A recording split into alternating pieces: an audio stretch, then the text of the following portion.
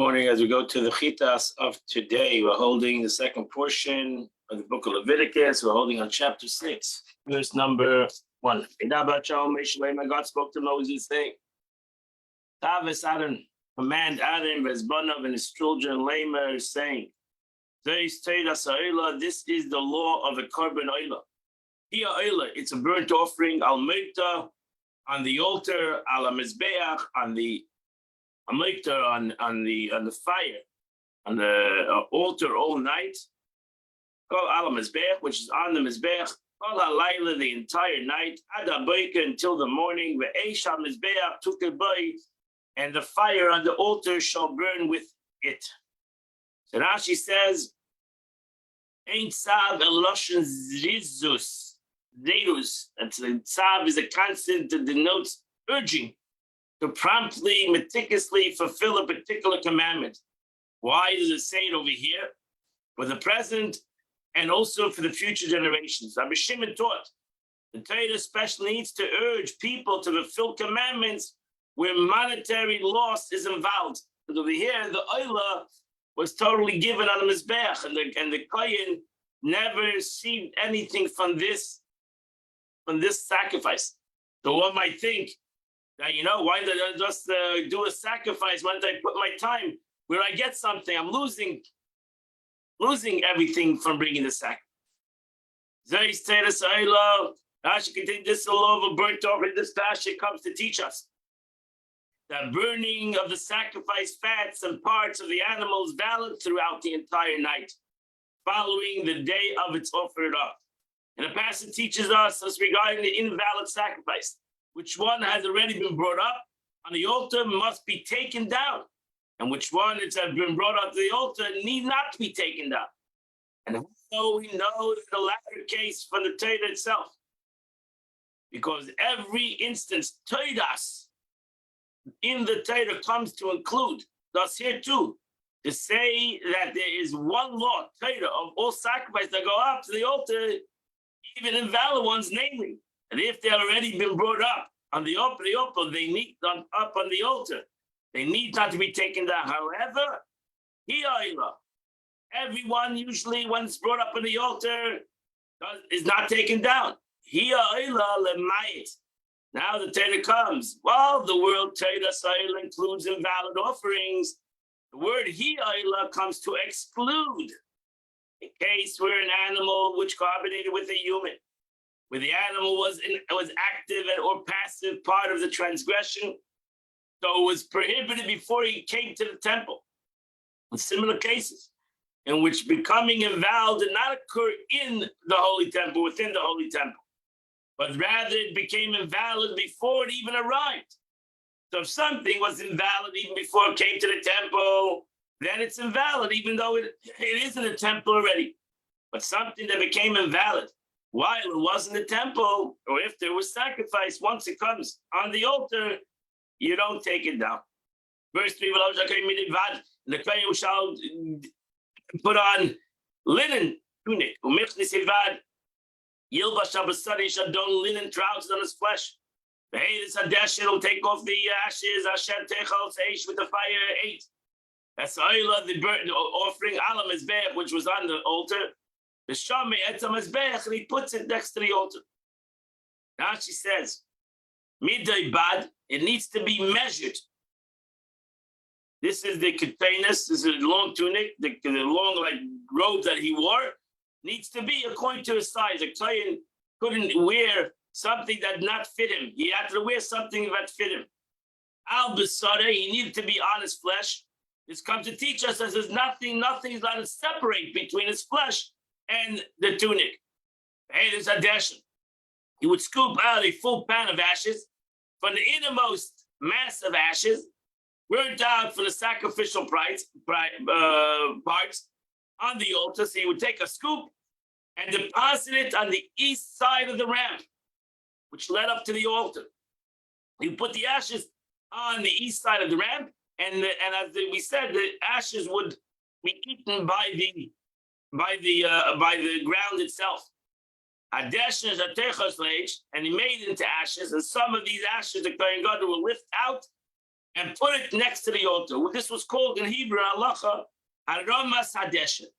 Every day the kohen would have to do Aramas Hadesha, means to take a scoop out from the ashes that was on the altar and put it aside. All these extra words. Ash says he finds any animal parts which were not yet consumed, he must put them back into the altar, onto the altar. After raking the burning embers in all directions, scooping out some of the innermost ashes. So the kohen would come up, take part of the ashes, and make sure that if anything was left over, fell out of the fire, and now it's to the side, he would make sure to put it all into the fire. Then he would take off his clothes. And he put on other clothes. And this was the second law. The law of taking ash, the Mizbeach ultimately had a lot of ashes. There was a lot of sacrifices. It had a lot of ashes. So this came to teach us the concept of taking what did he do with the ashes? It's not an obligation, but proper practice. And by taking out the ashes, he should not soil the garments which he customarily officiates in the temple. By analogy, the clothes worn by a servant while cooking the pot of food for his master, he did not wear when he mixes the glass of wine for his master. So the chef, who's dirty, not going to come out to pour wine for the king. Hence, the verse continues, and he put on other garments inferior to those garments which he wore in the temple. My conscience in verse number 3, and he shall lift the ashes. Over here in verse number 4, take out the ashes. You see that there are two distinct obligations with regard to removing the ashes from the altar. One of them is Trumas Hadeshin, lifting out some innermost ashes from the altar and placing it next to the altar. That was one mitzvah. And then there was a mitzvah of a Hatzos Hadeshin, taking out the heap of ashes from the top of the altar when they became overflowing to a place outside the camp. Thus our verse here, and he shall take these ashes, refers to those ashes which were heaped on the apple, like an apple-shaped pile of ashes on top of the altar. So there were two mitzvahs, Aramas Hadeshin, Hatzos Hadeshin, to take a scoop of the ashes and to take out the ashes. When this pile became too large, so there was no longer any room for the wood, the kohen would take out from there. Now this was not the daily obligation, but the lifting, Haramas Hadeshin, the scooping out of the ashes, was an obligation every single day in the morning. And the fire and the altar shall burn on it. You shall not put it out. And the kohen shall also put wood on this altar every morning. He should put on the burnt offering every morning. He should put upon it peace offerings. Now she says, you see, there's many times the Torah mentions over here, Keda, burning. By verse 2. Verse number 5.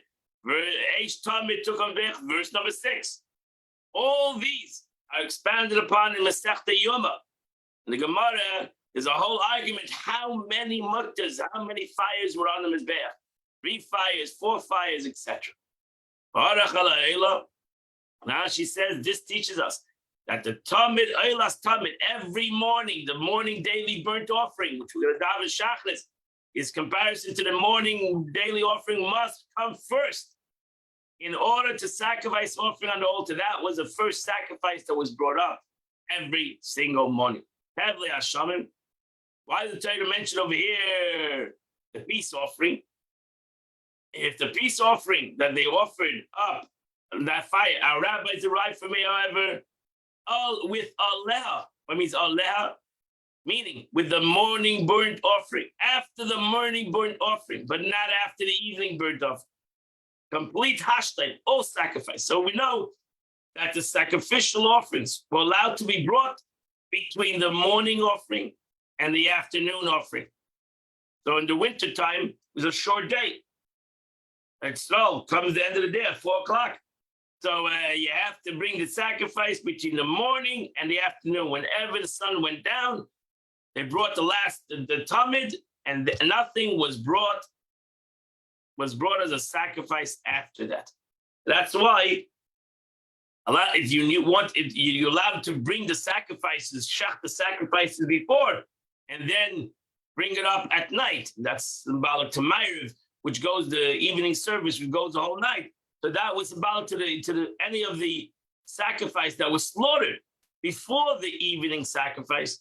Was once the evening sacrifice was slaughtered, no other sacrifice was allowed to be slaughtered. A continuous fire shall burn on the altar, should not go out. Now she says, the fire regarding it was said to kindle the lamp, tamid. So there was a fire that was on the Mizbeach, tamid. There was a continuous fire on the altar. And that from that fire, they lit the menorah, was also tamid. Some hold that the menorah itself had a fire that burned continuously. But the Mizbeach, we know it doesn't say there's a mitzvah to have the menorah. That was a miraculous thing. Over here, there's an obligation to have a fire on the Mizbeach continuously.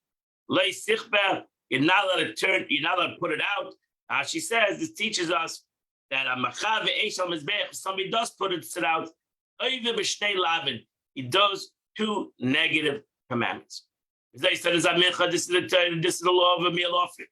I can basically the sons of Adam shall bring it before God, upon the altar. The Rashi says, since this Torah, this law is inclusive, the Torah teaches us is one law offering for all meal offering to require that they have oil and frankincense, as explained in this section. For one might think that only meal offerings for ordinary Jews, not Kahanim, need oil and frankincense because their meal offering required scooping.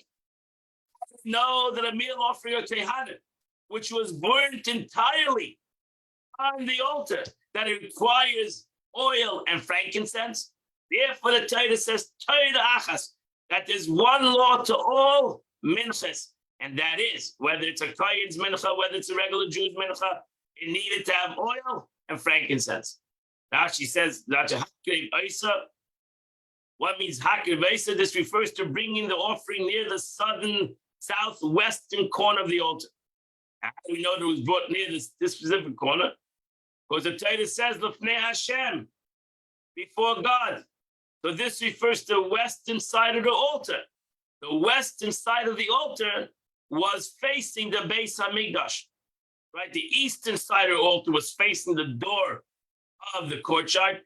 The western side of the altar, because the altar went from south to north. So the western side of the altar was facing the Beis Hamikdash. So L'fnei Hashem means in front of the temple. So now we know the mincha needs to be brought on the western southern side of the temple, of the Mizbeach. Now Mizbeach, what means to the face of the Mizbeach? That's the south side.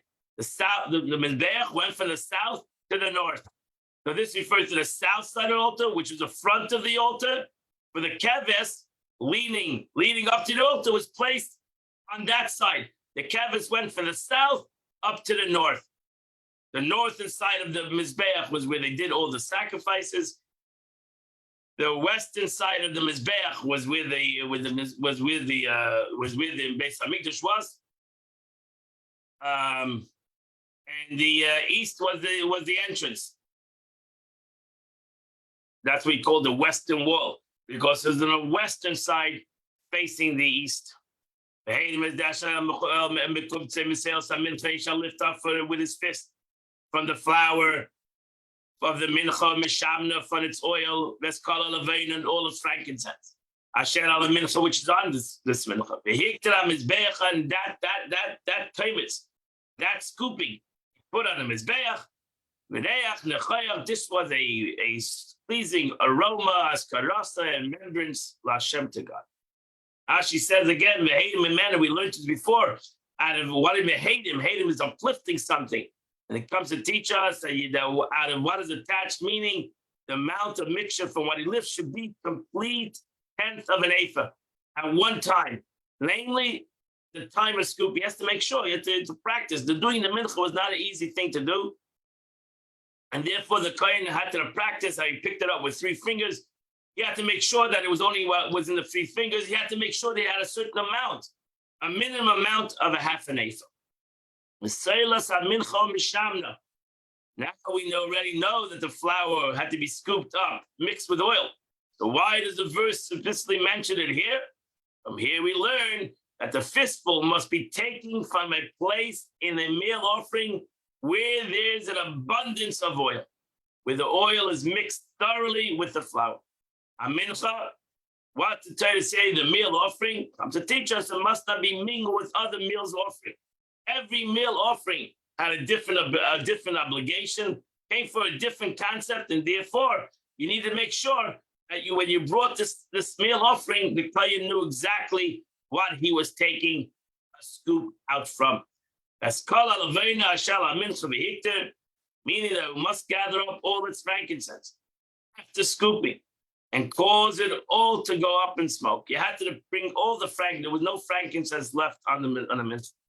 And since the Torah swiftly stated this law only in one case of a meal offering mentioned by Yikra, Leviticus chapter 2, verse number 2, that's why the Torah found it necessary to repeat it here, to tell us that all minchas, the frankincense needed to be brought up totally on the mizbeach.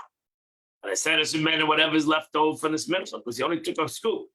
Yachlo, Aaron, and Avanav, leftovers were given to Aaron and his children. Matzahs to Echel, they were eating unleavened bread. The Makim Kodesh, they were had to be eaten in the Beis Hamikdash. Chatzad El Meir Yachlo, they're not allowed to take it out of the Beis Mincha was Kodesh Kadoshim, and not allowed. The Kohen couldn't take home these matzahs to eat at home. The Makim Kodesh says this is the courtyard of the tent to meet. Verse number 10, you're not allowed to be baked leavened bread. Welcome Nasati, I gave them their portion, Meisha Hashem, from the fire of God. Kodesh Kadoshim. A mincha is holy of holies. Kachatos, it's like a sin offering. Ka'asham, like a guilt offering. She says, what does the Torah teach us? You're not even baked. You're not allowed to take these baked leavens and make it into chametz. So you have to keep it matzah. Kachatos Ka'asham. This refers to 2 different cases, like a sin offering referred to a meal offering of a sinner. How this sacrifice, like a sin offering, and so far, just as a sin offering must be sacrificed for a specific purpose, so too minchas peita. The Kohen performed the scooping while having in mind they should not fulfill a purpose of the sacrifice, it's invalid.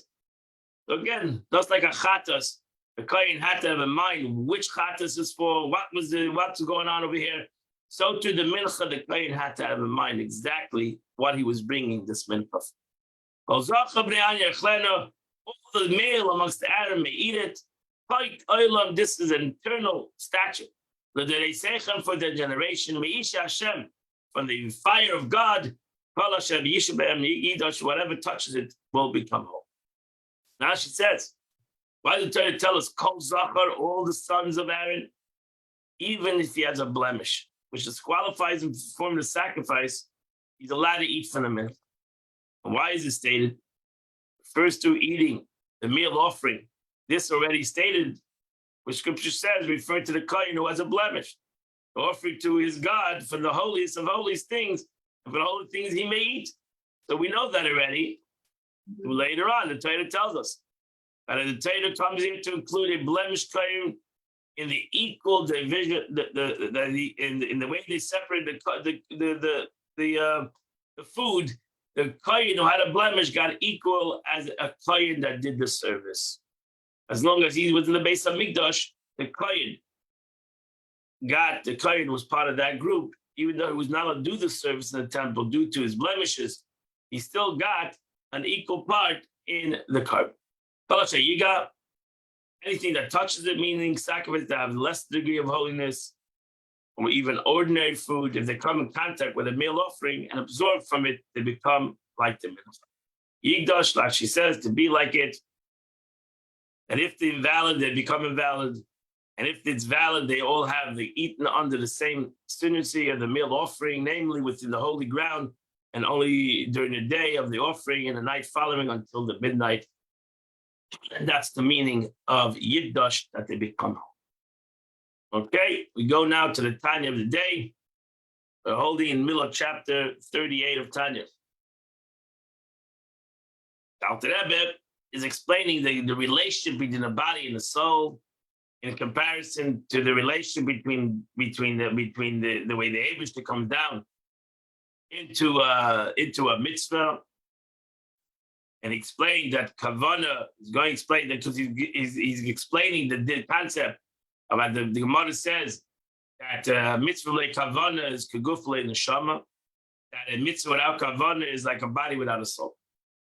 So he explains guf agashmi, physical body of a living creature, adim and mamish Kavana v'afar, an absolute inanimate being such as stones and earth, in which no life or spiritual are apparent, since they lack even power of growth, a stone or earth. So we don't even see growth in it. A tree, we see growth, we see life, but in a stone, we see no growth. Oh, they became symptom gadol. So the ray of the divine power is in a state of unparalleled contraction. Ashrei tomayu. That's the lowest degree. Doiming, inanimate objects. And a minute life force within these inanimate beings that lack even the power of growth. And then you go to the next level, the vegetation. The ray of life is not so bad, not so contracted. Phenomenon of growth indicated by the presence of something more than merely physical matters. Some degree spirituality is evidence. Then in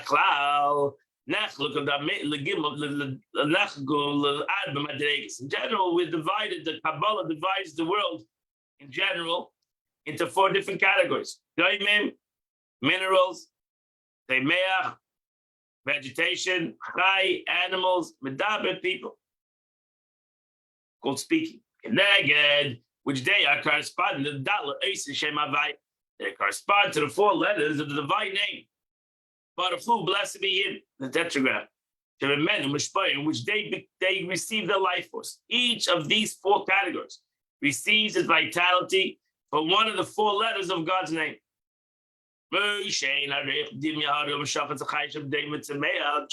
the illumination of the flow of vitality found in minerals, in inanimate objects, and in vegetation categories bears no comparison or likeness to the illumination of flow that clothes an animal, a man, thus, like we all can see.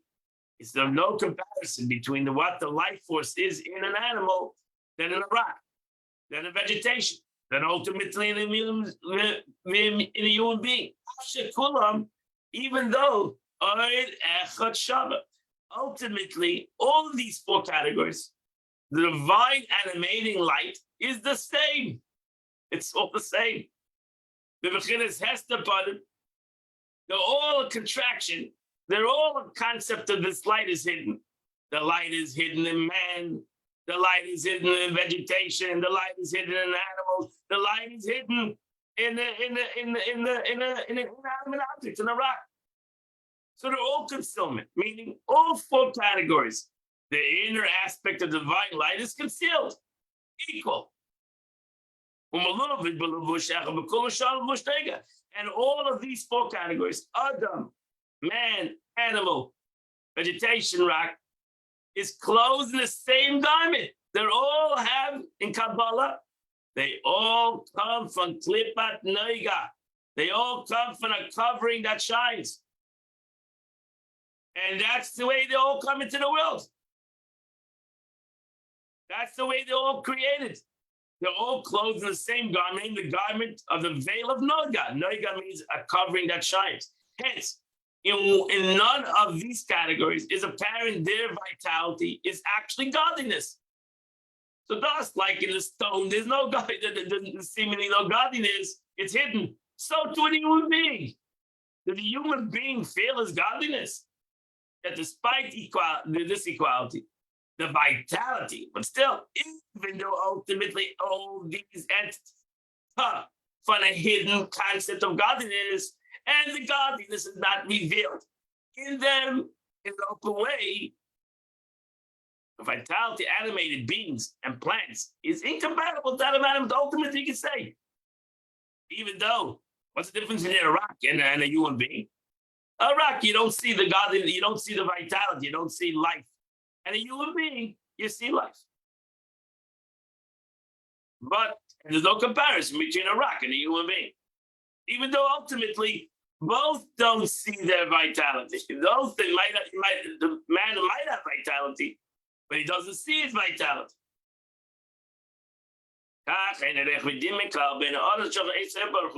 So too, there's no comparison and likeness between the illumination and flow of the blessed light of God to Pnimis Itzaynu, which is the aspect of his inner will.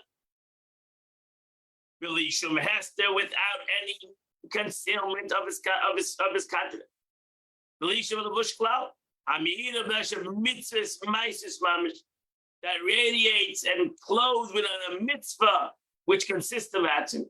But same mitzvah with dibur, and also mitzvahs that are connected to speech, shubitas spasayim, or the moving of the lips, beli kavani, even without any thought. To nechshav kemaisa mamish, which is compared, speech is compared to an action, as mentioned before. Oh, this ain't safe for me. That's my kavana mitzvah.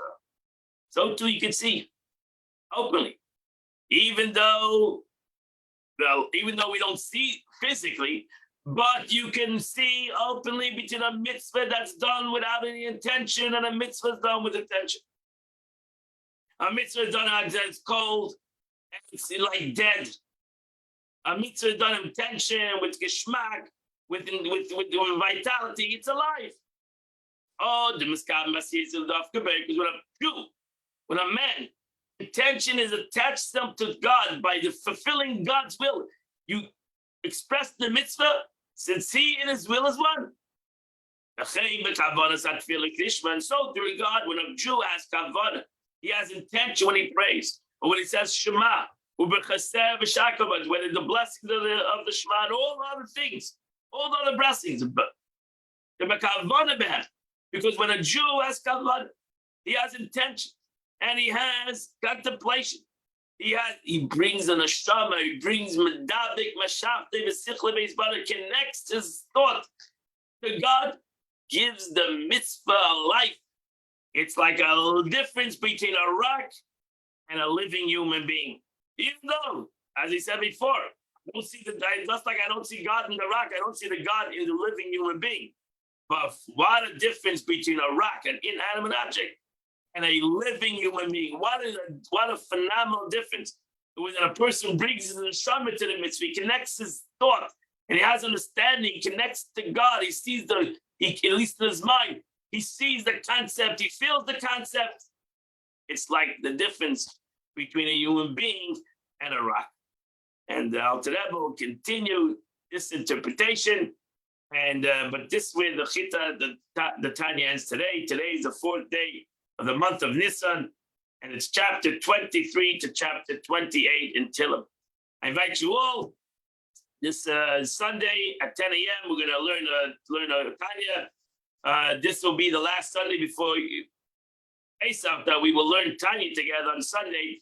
So I will pick a Tanya that's connected to the holiday of Pesach. There's a beautiful chapter of Tanya that the Alter Rebbe explains what we are doing on Pesach and what is the accomplishment of Yetzias Mitzrayim, going on Mitzrayim that we mention every single year. 10 a.m. today. I wish you all a good day. See you tomorrow for sure. 8 a.m. We'll continue the Chitas. Have a wonderful, beautiful